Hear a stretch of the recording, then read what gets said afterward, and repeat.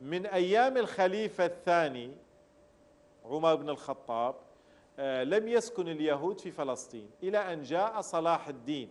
صلاح الدين قام بعدة مصائب واقعا تحتاج إلى وقفة مطولة.